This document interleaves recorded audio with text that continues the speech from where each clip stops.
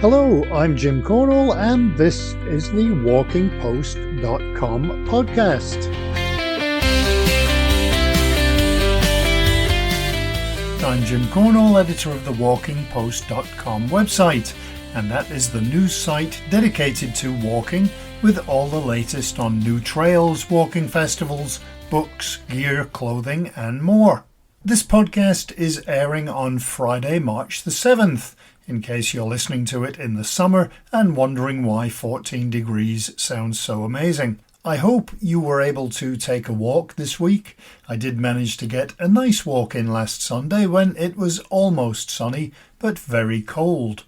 We went up to Glasgow to do a walk along the banks of the River Clyde, and it was freezing. I almost lost my baseball cap in the wind, which would have served me right for not wearing a warm beanie, or whatever they're called these days. The river and the parks were packed with people, not because of the weather, but because there was a Pokemon Go event on. So there were groups of about 100 people heading from one Pokestop to the next. At least they were getting some good exercise. I've also been reading a lot of hiking books lately and just finished one called Tales from the Big Trails by Martin Howe, which is his account of walking all 19 national trails in England, Scotland and Wales. That number may have changed since he wrote the book, but he did about 3,000 miles in total, and I really enjoyed it for the most part. I certainly can't say the same about one that I'm reading now. Maybe next week when I'm finished it, I'll let you know why I think it's not very good. If you have recommendations for books on walking, please do let me know.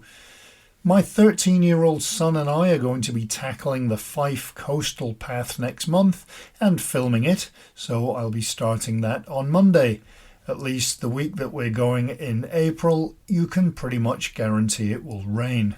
I did part of the Camino del Norte along the Spanish coast last year and got pretty sick with gastroenteritis, and I have never seen so many people on a trail just outside of Bilbao. I thought maybe Paul McCartney was doing an open-air concert or something.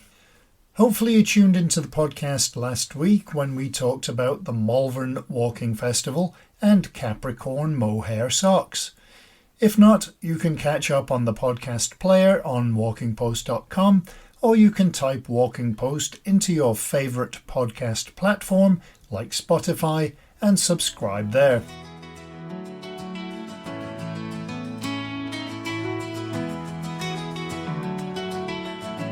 So, who's on the show this week? Well, good question.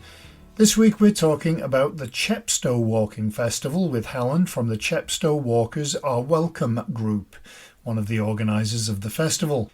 And the other interview is with Sadia Barber, CEO of Xperience Pakistan, which does bespoke holidays in, you guessed it, Pakistan. And because you can create your own holiday, it can include walking. Before we get to the interviews, just to keep you in suspense, I should tell you what the news articles we had on WalkingPost.com were this week. We had an article on the launch of the new Bondi 9 shoes. Maidstone's Heart of Kent Walking Festival is ready to go at the end of this month, and I didn't think I'd ever mention her in a podcast, but tennis player Venus Williams has become an ambassador for and invested in the WeWard app. It's an app where you get rewards for walking, basically. Rab has announced its backpack range for spring and summer, and there's some nice looking packs there as well. The sock company Features is launching t-shirts, and we had an interesting article on the cheapest places to go in Turkey and what walks you can do near those places.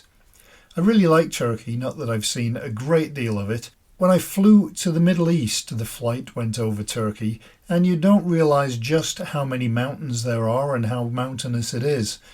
I was in Istanbul at an event for a week once and amazed at how long it took to get out of the city to go walking.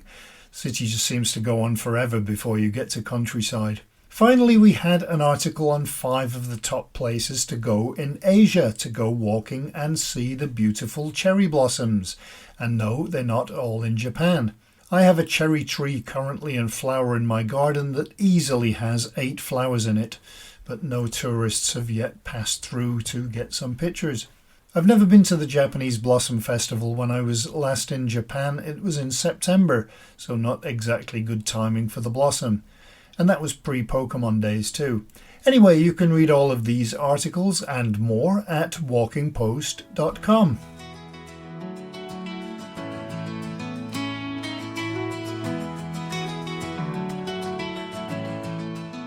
Right, it's time for this week's interviews. There are lots of walking festivals and some of them even start very soon, and the ones that don't, some of those are announcing their schedule of walks. One of those festivals is the Chepstow Walking Festival, which is put on by the Chepstow Walkers Are Welcome group. And Helen, one of those members responsible for the festival, can tell us about not only the festival, but first she can tell us more about the Chepstow Walkers Are Welcome group. Right, good morning, Jim. Thanks for inviting me to share your podcast with you. I'm a founding member of Chepstow Walkers Are Welcome, and we're a volunteer-led community not-for-profit group. We're made up of local people, and we've got local accommodation providers, walkers, representatives from local organisations such as Keep Chepstow Tidy, a couple of ramblers, Long Distance Walking Association, U3A and RSPB. We all live in the area and we have a passion for walking in the place that we live, basically. Walkers Are Welcome is a nationwide scheme whose aim is to provide the best possible walking experience for visitors and the local community, and supported by a number of local businesses, because it is also to support the local economy. We had to jump through a number of hoops to get accreditation, but enthusiasm and determination got us there in the end, and we gained our accreditation in April 2012, which coincided with the official opening of the Wales Coast Path, which starts and ends at Chepstow. Why Chepstow? Well, Chepstow's got 4 major long-distance national trails that either start or end here, which offers a great choice for walkers. There's the Wales Coast Path from Chepstow to the outskirts of Chester. That's a 870-mile walk on the coast. Offers Dyke Path, which starts at Sedbury Cliffs on the outskirts of Chepstow and finishes at Prestatyn. That's another 177 miles. And if you combine the Wales Coast Path and the Offers Dyke Path, it was, at one time, it was the only place in the world that you could walk almost virtually around a country. We've also have the Wye Valley Walk, which is 136 miles that starts in the mountains of Mid Wales to Chepstow Castle. And last but not least is Gloucestershire Way, which starts at the Old Wye Bridge at Chepstow and finishes at Tewkesbury via the Forest of Dean and the Cotswolds, about 100 miles, and which I've done most of those anyway. So they're lovely, lovely walks. Plenty to keep you going with all those long distance walks converging on Chepstow. I've yet to do the Wales Coast Path. That's a lot. Some of our members have done it. They've just finished and it took a number of years. We've also got a very enthusiastic long distance walker who, gosh, he walks miles and miles and miles. It would be nothing to him. But to me, a walk of about 8 miles is enough, really. I can do 10 at a stretch, but I like to stop and look at the views and get my sandwiches out and have a cup of coffee and stuff like that, really.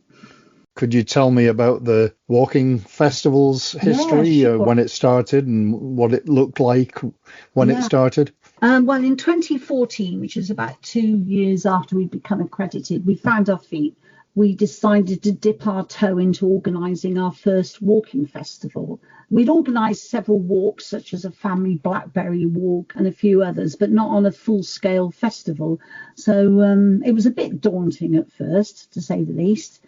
Anyway, we decided and we gritted our teeth and got on with it, and it comprised of 15 walks over a long weekend in April, starting on Saturday. The walks were led by some members of the steering group, who were experienced walk leaders, and others who were specialists in their field, such as wildlife and history, and willing to give up their free time.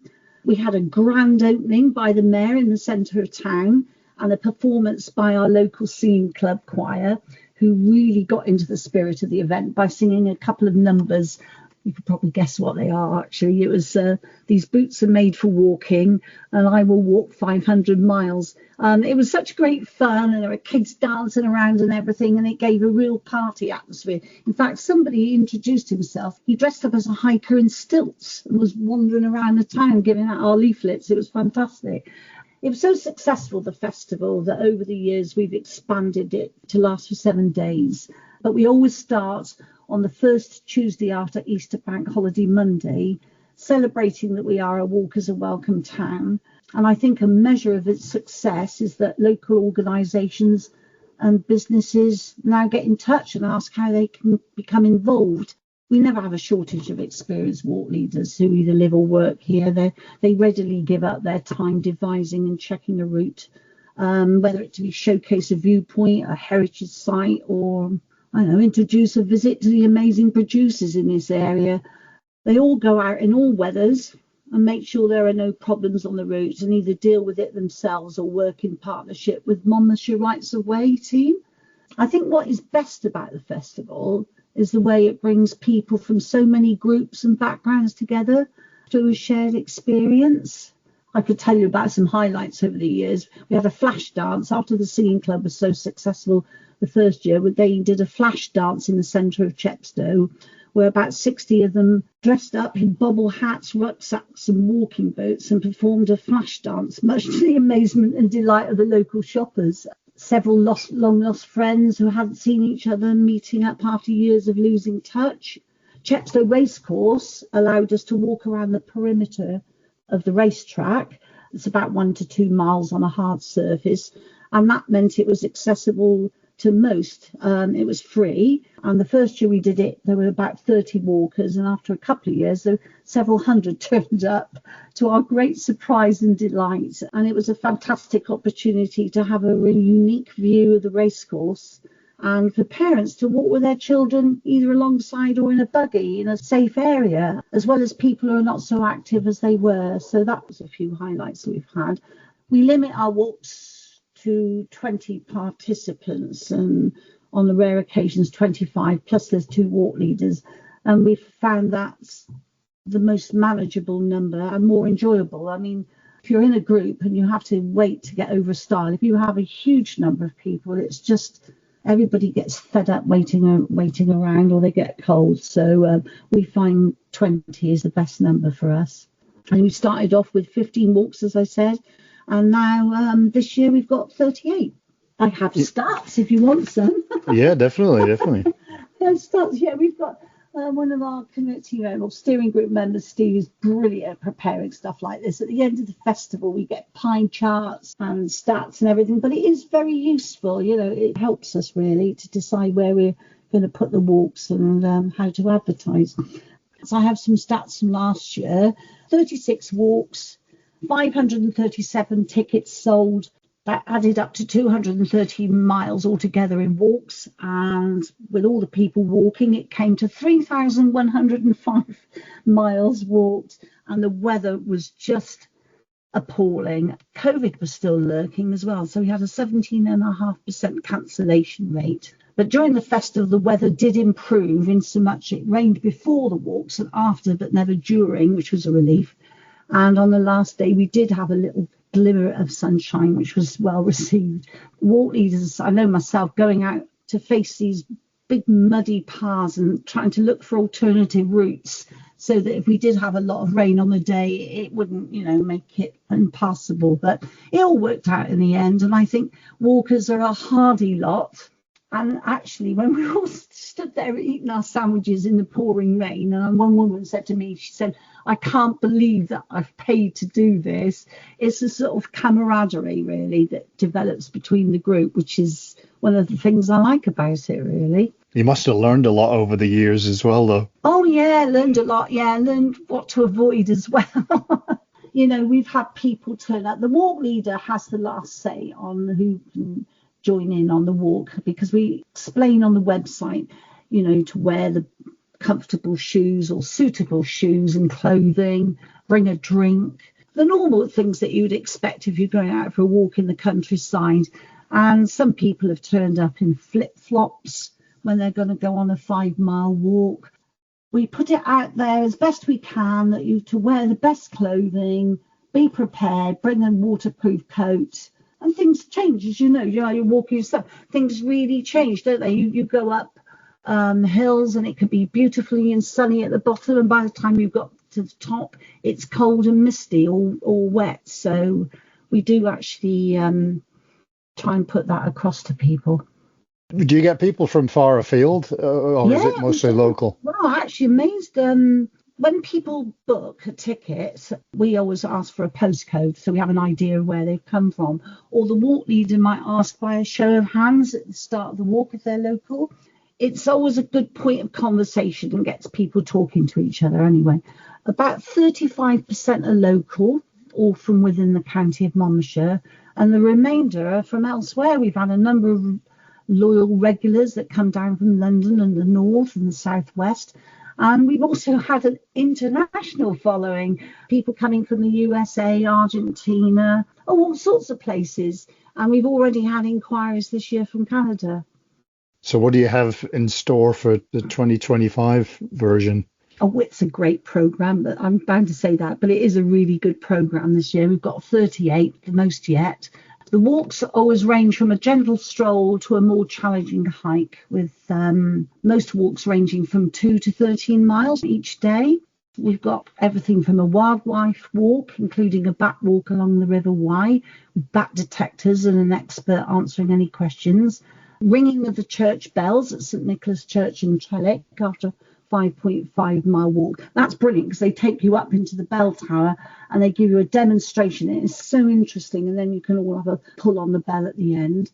And then we always try and coincide any walk in Trellick with their local teas, which are beautiful. They have lovely pieces of cake all made by the local ladies. We've got visits to local producers, which are not always open to the public. And some of them let us have samples of ice cream or cheese. We've got a walk solely Welsh speaking. They go on the walk. The walk is conducted in Welsh, and we have one of those every year. There's a pilgrim walk visiting 4 different churches during a 12-mile walk over some absolutely stunning countryside. I think when people don't realise how beautiful, I know I may sound biased, but Monmouthshire is a beautiful country. It's got a diverse landscape from the wetlands down in the south to the edge of the Black Mountains and the Brecon Beacons National Park to the Wye Valley and the Usk Valley. So there's always something to look at, distant views. It is really stunning, and we try and highlight this during the festival so that if people are coming through Monmouthshire, they usually zoom along the M4 to the west coast and miss us altogether. So it's a quiet place to walk. But that's why people come back every year, really, to just enjoy it. We've got a couple of church tours thrown in, and new this year, and this is quite exciting. We've got a visit and a talk to a filmmaker and writer, Adam Alexander, and he's also known as the Seed Detective. He's been on a quest to seek out unusual, rare, and above all, delicious vegetables that we could all grow at home. And we visit his home vegetable plot, which is not open to the public, halfway through. And we'll learn about some of his accidental seed heroes and growers who are championing traditional varieties and breeding delicious new ones to withstand the shocks of changing climate. So we do have a diverse programme, which some will be specialist interest and some will just literally be a lovely uninterrupted walk in the countryside and just to enjoy it. I think any walking festival, certainly Chepstow Walking Festival, it provides lots of great opportunities to meet other people who also love walking and make new friends. I know during my time on Chepstow Walkers Welcome, I've made some fantastic friends, and you can learn about the rich heritage of the place, which is on our doorstep. It's just a beautiful thing to do. I think festival bagging is now becoming very popular. I'll go on with a friend. We go up to Evesham Walking Festival or over to Glamorgan or Gloucestershire, all over the place really, to go and join a walk, because for a very a small sum, we charge £5 for each of our walks. It's not very much for a couple of hours walk from a person who's passionate about what they do and what they see and where they live. And it sort of spills over into the group. I think of it like a good recipe. If you get a good recipe, you want to share it with everybody, and that's like a good walk in the countryside, really. Are they all child and dog friendly, or are there some that aren't? Well, dogs. Well, we don't have dogs on every walk because sometimes the styles are too difficult, or there may be lots of livestock, and some people who are in a group don't like what they are curious animals, and we've always got to think of the health and safety. But we always ensure there is 1 or 2 walks a day that are dog friendly. And they've been devised with dogs in mind. So they've got no encounters with livestock, there's no styles, and they're in woods where if they're well controlled, they can have the chance to be off lead and even have a splash about in a stream.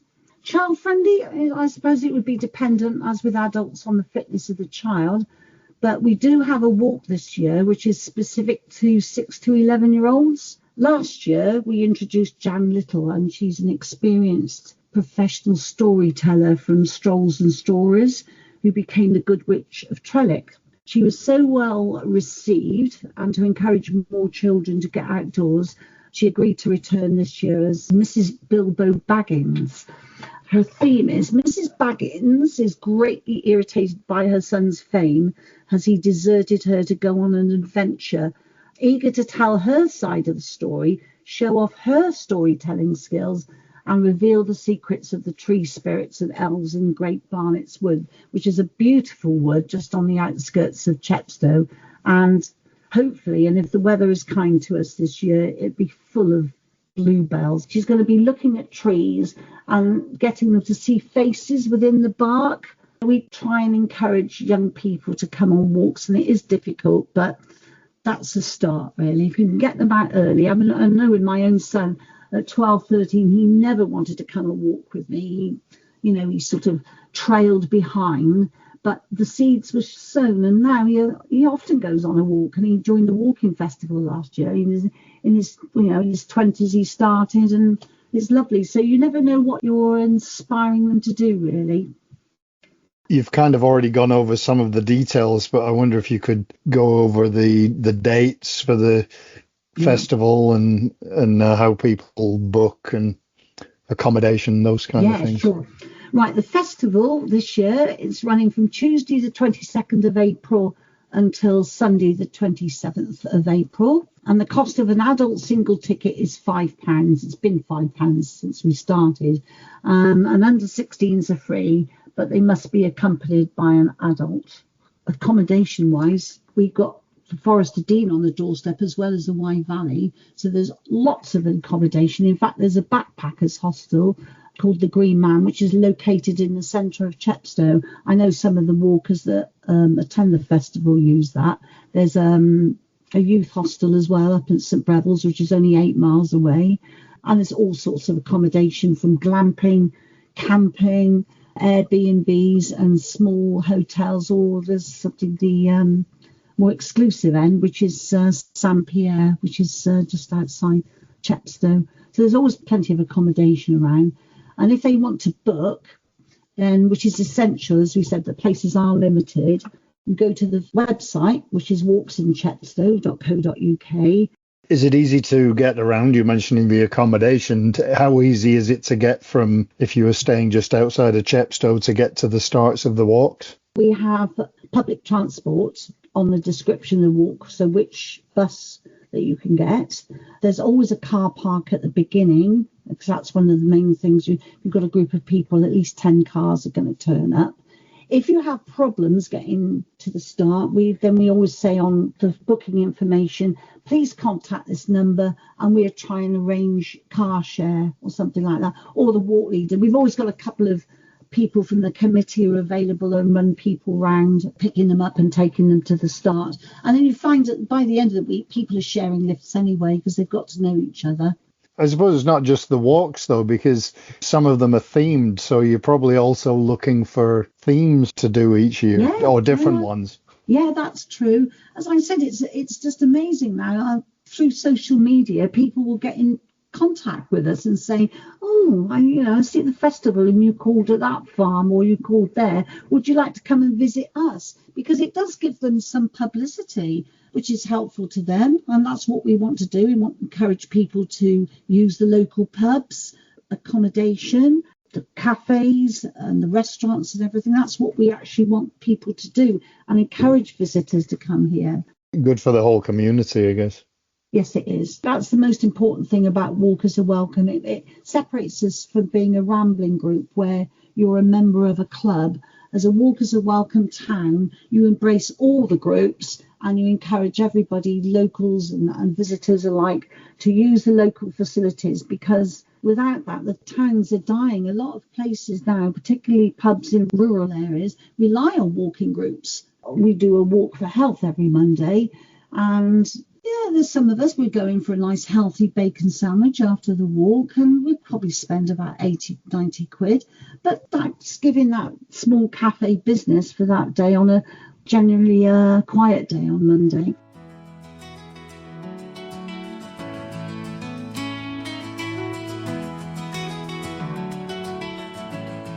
Just like last week with the Malvern Walking Festival, I'd love to get down to Chepstow for some of those walks. It sounds really beautiful. Another area that I'm ashamed to say I've not really explored much. Now we're talking about a country that some might not think of as a destination for walking holidays, and that's Pakistan. Someone who wants to change all that is Sadia Barber, who started up her company Xperience Pakistan to promote holidays there. I met her at the Destinations Travel Show in London last month, although it was so busy and noisy, if I'd have done the interview there, you wouldn't hear a word.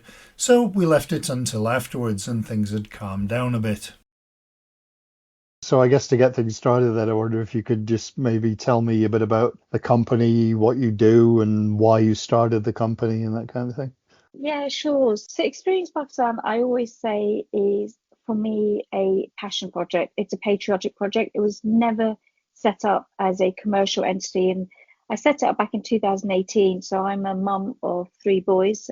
And at the time is basically when you had a lot on the press about young boys joining ISIS. And there was a whole kind of, local, some of them were educated boys.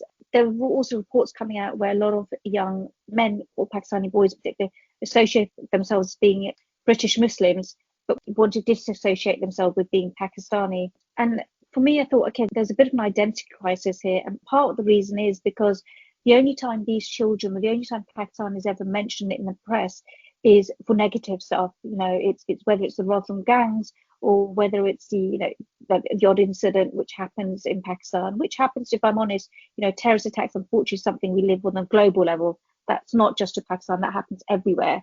But yet, none of the good stuff was ever spoken about or never brought to people's attention. Personally, although I spent most of my life in the UK, I was lucky enough that when I was 16, my father was transferred back to Pakistan and we moved back, and I lived there for 3 years from the age of 16 to 19. So I attended college, and although we were always kind of going to Pakistan every year anyway for either an uncle's wedding or something, so I was never, even living here, disconnected with the country, and I had a real love for the country. But I think living there really embedded my desire and passion for Pakistan, and having more empathy in terms of when some things don't go right, having lived there, understanding that. So I think for me, when I graduated my MBA, I always said to my fellow students in Brussels that say, look, I'm privileged because I've got fantastic parents who were very supportive of me getting educated, but also, I had the financial means to do that. But I know there are many girls in Pakistan who probably deserve to be here more than me because they're far more intelligent than me, but they just don't maybe have the financial resources or the support. So I think I said at some point I would like to be able to do something where I can give back to the community of Pakistan and really help them. And then, life takes this thing where after I finished, I got a job at Unilever and Coke and did my about 15 years of corporate life. And then I think it was kind of, as I said, in 2016, I left work and for various personal reasons as a woman, childcare, looking after my mother-in-law for 2 years. In 2018, then when my mother-in-law sadly passed away, my husband was like, well, you're a bit free now. What do you want to do? And it was a case of, well, I can either go back to the corporate world or I can do what I really want to do and set up my own company, but do something where I can give back and help people.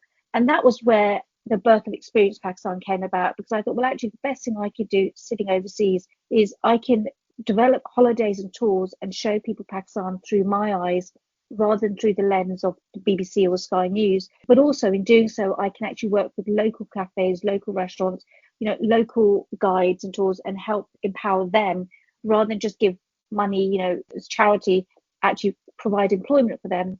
And that's why Experience Pakistan almost kill those two birds with one stone, where I could actually look at changing perceptions, changing narratives of Pakistan, but also help the locals in a way that would give them a sense of pride and also create employment opportunities. So that's a very long answer, I know, to that question of how Experience Pakistan came about. Obviously, you're based in the UK, but is it mostly UK people that would use your services, or is it people from other nationalities as well? Although based in the UK, but I'm an online company, so therefore actually I get clients from all over the world. So I get a lot of Australians, quite a few Europeans, and some Americans. So actually, proportionally, actually, it's interesting. Most of my clients today have been Australians. But for the last 2 years, I've started to do a lot more shows in the UK. So attending the luxury travel show and destinations London, and I think that has been a bit of a game changer for me, where because of the way the British people, and certainly kind of the older British people, tend to book their holidays or shop for their holidays, where they tend to use these shows as their annual travel agency. I am now starting to see a lot more English people book with myself. Putting your promotion hat on, I guess, what are the advantages and attractions for people to visit Pakistan?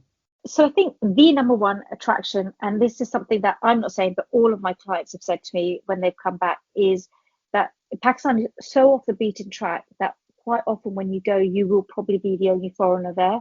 Because of that, that's what my clients have loved. They said, we're not going where we're seeing lots of other Brits or seeing lots of other similar faces. We're often the only white face, and they love that. And the other things, if you think about, for most countries, international tourism is about 10% of their GDP. For Pakistan, it's only 2%. And of the 2%, when I say proper tourism, where it's people like yourself going, it only is about 0.5%. So because of that, it's not commercialized at all. So the culture and a lot of what you see is still very authentic. Whereas with probably a lot of other destinations, they've probably lost their authenticity and they've become a lot more commercialized. So I always say to everyone, now's a good time to go to Pakistan, because in another 8 or 9 years, I suspect what's quite raw and authentic now will be a bit more commercialized, and you'll have lost that charm. And, certainly if we think about just last month in January, we had BBC Travel, CNN Travel, Financial Times, and New York Times Travel all put Pakistan as one of the top destinations to visit in 2025. So it's getting a lot of good travel press coverage. So, that will probably trickle down. So probably you'll start seeing the real impact in another 4 years, 5 years. So I'm saying to, all your audience, now next year is probably a really good time to go, where it's still very raw. Because the question I get from people, people don't know much about Pakistan. Why would you go? What is there to see? I always say, Pakistan, you can split in a north and south divide. So the north of Pakistan is very much, and probably a lot of your audience who are trekking or like walking, is where you've got the natural landscape, the beauty, where you can do lots of kind of walks around the lakes, or see, I think Pakistan is home to 9 of the tallest mountain peaks in the world. But if that's not your thing, and it's a lot more about culture, history, archaeology, then I always say, well, that's the south of Pakistan, so from Islamabad going down to Karachi.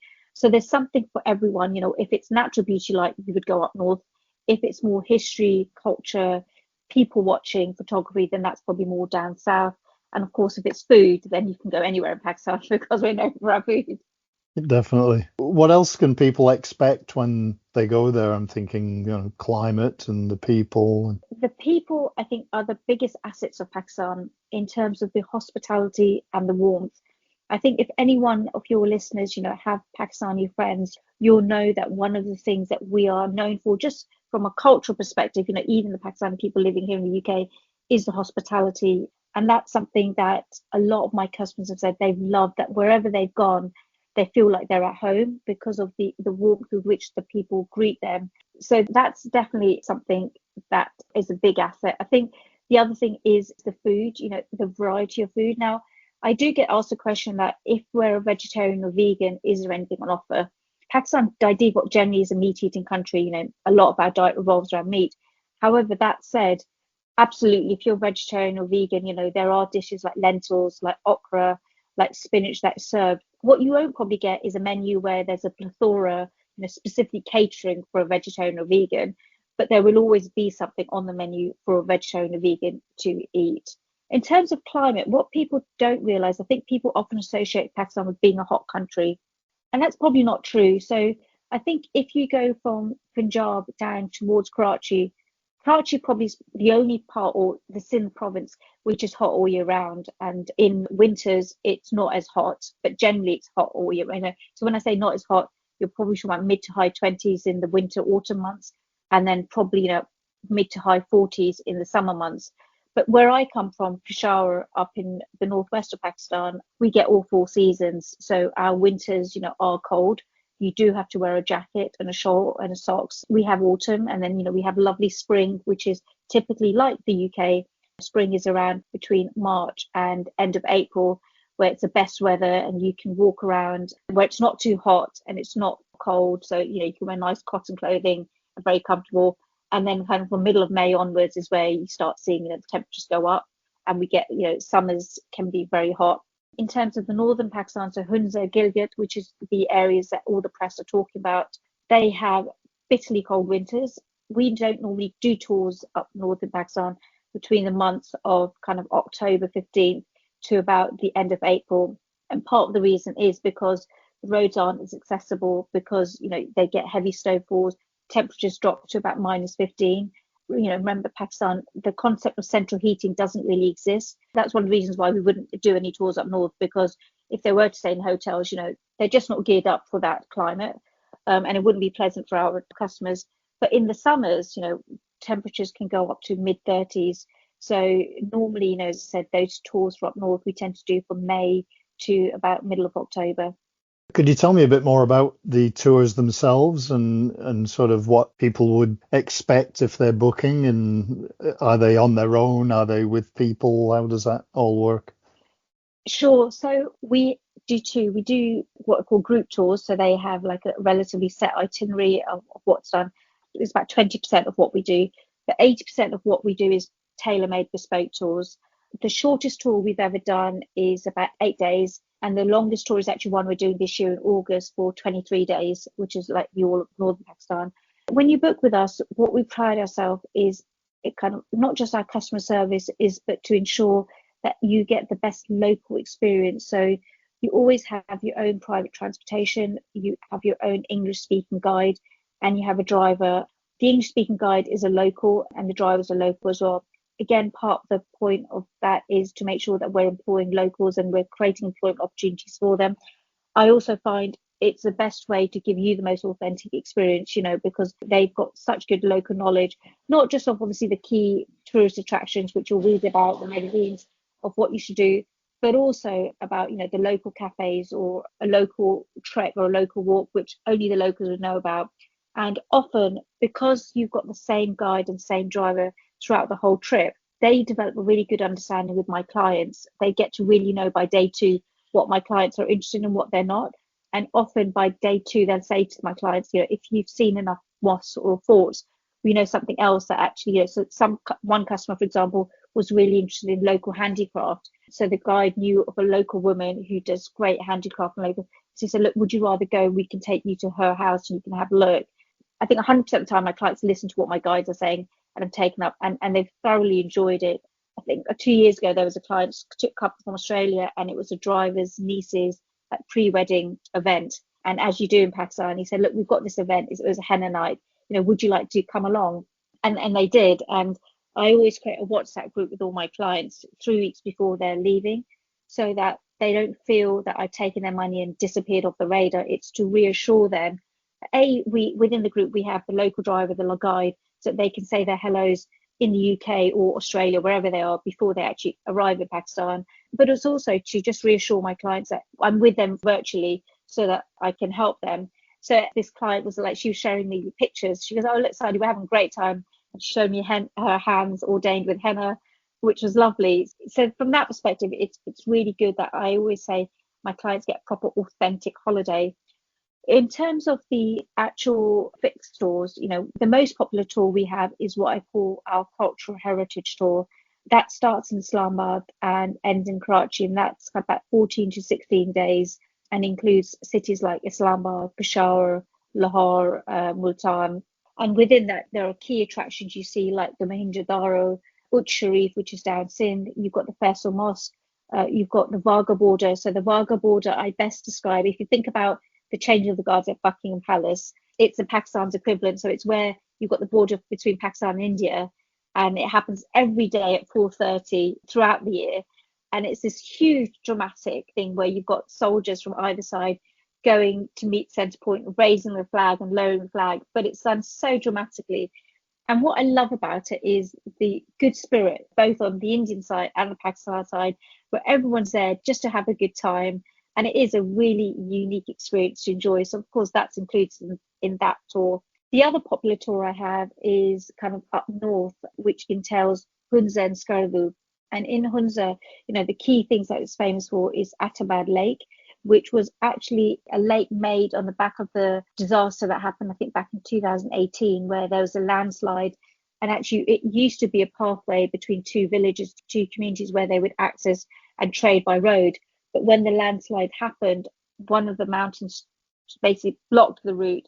And in doing so, you've got this natural, beautiful lake called Atabad Lake, which is known because of its colours. So I think if you go before midday, it's a gorgeous, like, blue colour. But then if you were to go there after 12 or 1 o'clock, the colour changes to a more turquoise emerald green. But again, that kind of every year goes down by about 10 centimetres. So it's one of those things that see it while you can, because it's not going to be there forever. The other famous place, which I absolutely love, is Pasu Cones. Pasu Cones, if you're an amateur photographer like me, you'll love it. I mean, when I went there in 2019, I don't think there were enough, I couldn't have taken enough pictures, because from every angle you just see a different perspective. If I think specifically, Jim, about your audience, because I know they tend to be walkers, depending on how strenuous and how much you want, some of the famous walks or trekking tours that Pakistan's known for are things like the Snow Lake Trek. It's quite a hard walk, and I know because I saw a YouTube video recently on that, and I just got tired looking at the video, because it was like, wow, that is strenuous. But it's a video that I would highly recommend.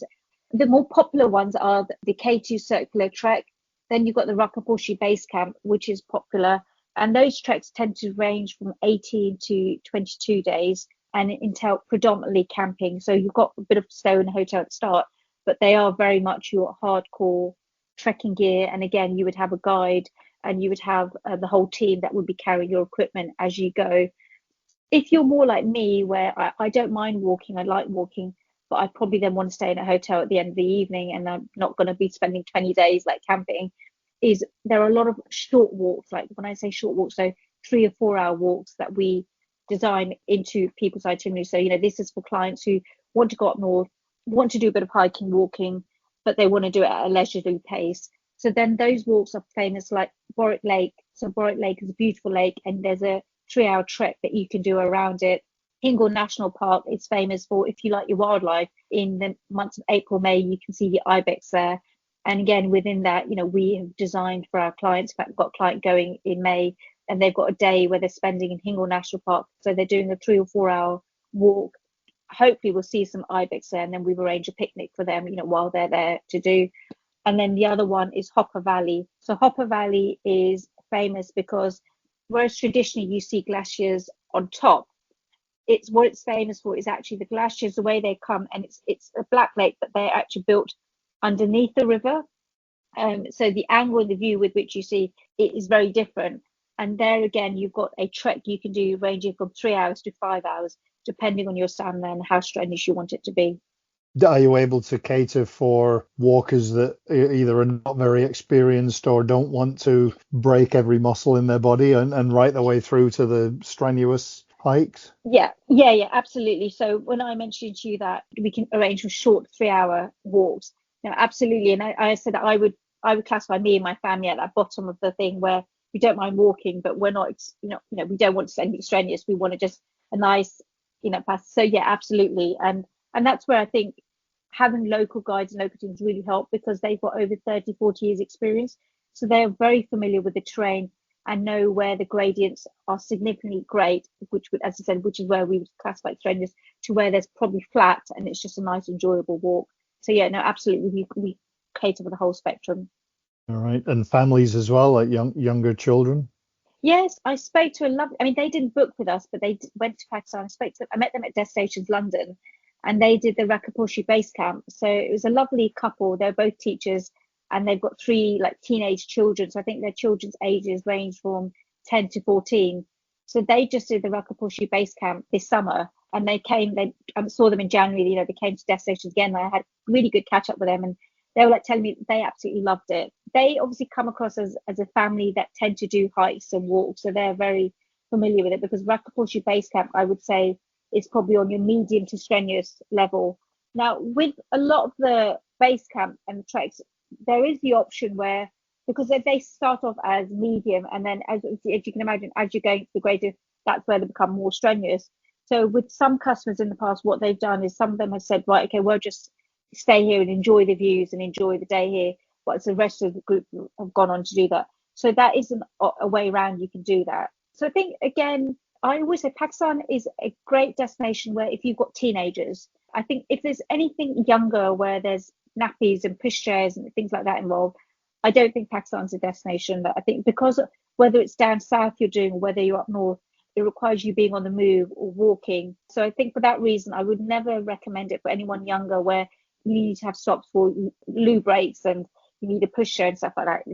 It's just not a destination, designed for that kind of audience. And I guess you've had the opportunity through the destinations and through other means to explain about Pakistan, but what are the common misconceptions as a tourist destination, and how are you addressing those? So the number one misconception is, or the question I always get is, I'd love to go, but is Pakistan safe? I've heard it's really dangerous. And for me, what's been fantastic is, whereas in 2018 people had to trust me because I had to, reassure people to say, look, I've lived there, my whole family lives there, if there was any danger I wouldn't do it. But since then, we've got a lot of YouTube bloggers who are going to Pakistan, and they're made up of a mix of young men but also women, and actually families going, and they've been creating great content on Pakistan and uploading it. So now actually what I tend to do, I said, look, I won't say anything, because anything I say you won't believe, because you'll think I'm trying to sell a holiday to Pakistan to you, is I actually show them video links of people, foreigners, Americans, Australians, who have been to Pakistan, and giving their objective. And I haven't come across any video to date on YouTube where any blogger has said, I didn't feel safe. Most of them have been, in fact, all of the ones I've seen have been so positive and complimentary about Pakistan and the hospitality and warmth that the people have shown. And they've said exactly what I say. Look, don't believe the media, because the media is not showing you the true reflection of what Pakistan is really like.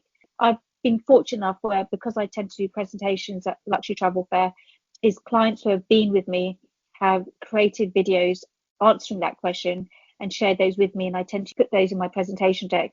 And again, say, look, these are objective people who've been to Pakistan and their view on it. I know you put out really good newsletters frequently.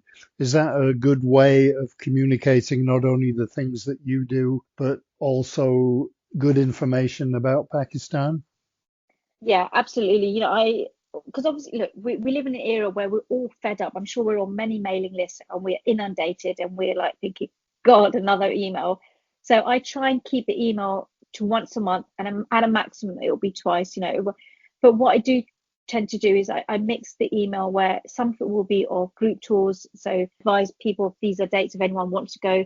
But in the main, what I try and do is share links of interesting videos I've come across on YouTube about Pakistan. So most recently, I've just come across a lovely lady. She's got like an amazing house in Karachi, which is full of character and handicrafts, and you can tell she's done it beautifully. And it's an Airbnb place where you can book it. So sharing links with information like that, because I recognise that not everyone in my mailing list may be able to afford to go with me, or there might be people who just don't like to go with companies; they like to do it themselves.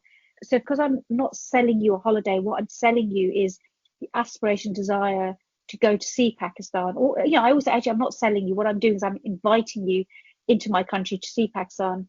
So in my newsletter, I always try and share links of interesting, as I said, museums or houses or other things that may be of interest to my audience that will want to go, so that if they want to do it themselves, they've got all that information as well. Where do people go to get on that mailing list and to see your tours, etc.? So if they go onto my website, so that's experiencepakistan.co.uk, and that's spelled with an X, there's no E, they can subscribe on there, and then they can be added onto the mailing list, and then, as I said, receive. And as I said, I promise you it's no more than twice a month. And if you get fed up, there's always the option to unsubscribe.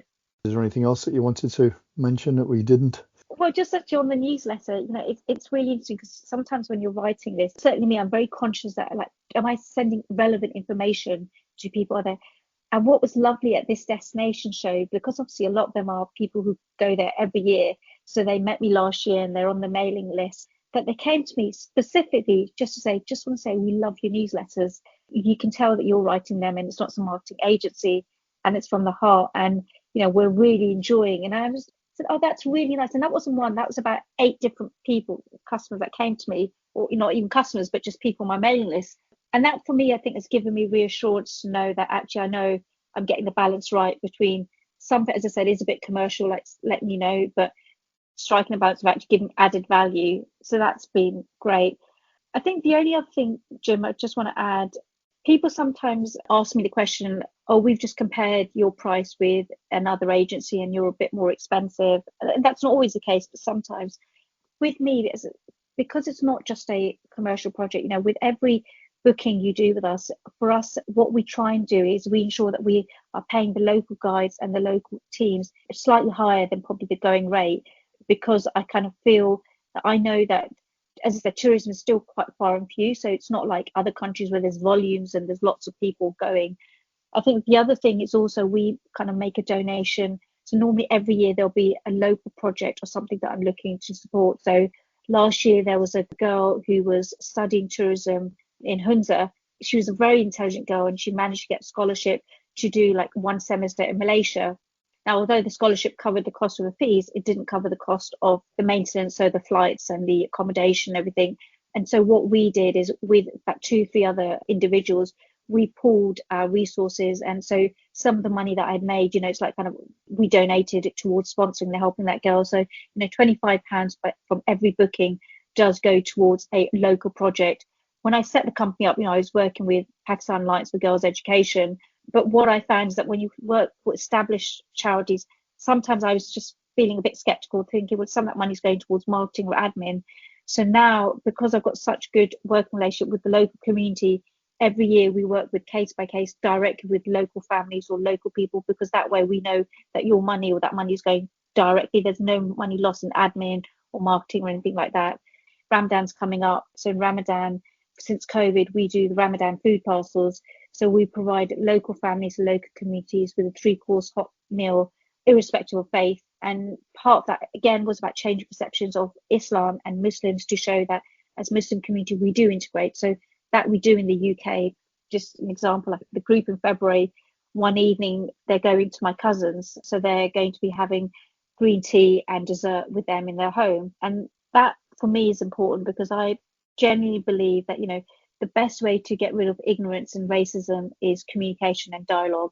And what we all find, that the minute we all sit around a table over food, we actually have a lot more in common, whether we're Christian, Jewish or Muslims. And that's what we should focus on. And that's why in every itinerary I try and at least have one meeting like this to encourage the dialogue and to get people to see people up front, the locals.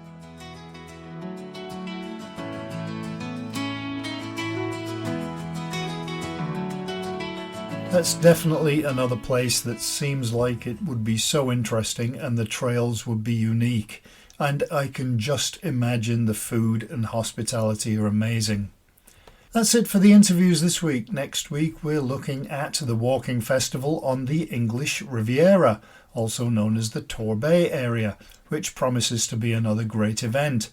And we'll be taking a look at a part of Canada that recently received funding to promote its tourism, including hiking, and that is the province of Saskatchewan. Even within Canada, there are plenty of misconceptions about what it's like there. So we'll find out about walking there and set the record straight about what it has to offer. And when I say walking there, I don't mean actually walking to get there. I mean what the province has for walkers to see and do. This weekend I have no idea what walking I will get in, if any. It's supposed to be sunny here in Scotland. Sure it is. It's also the weekend the clocks hurtle forward by an hour in North America, or most of North America. Places like Arizona don't change their time at all, which always threw me off when I lived in the US Southwest. Hopefully if I do get to go walking, I'll be able to bore you with it next week. Anyway, I hope you enjoyed this week's walkingpost.com podcast, that you'll subscribe to it so you don't miss one, and also that you have a great week with at least one wonderful walk in it. So, until next time, happy trails! Walking Post from walkingpost.com is an Air Coastal Media Limited production.